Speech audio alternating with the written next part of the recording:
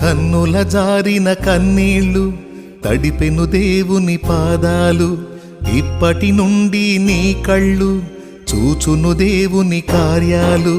కన్నుల జారిన కన్నీళ్ళు తడిపెను దేవుని పాదాలు, ఇప్పటి నుండి నీ కళ్ళు చూచును దేవుని కార్యాలు. ఉందిలే దీవెనా ఎందుక వేదనా,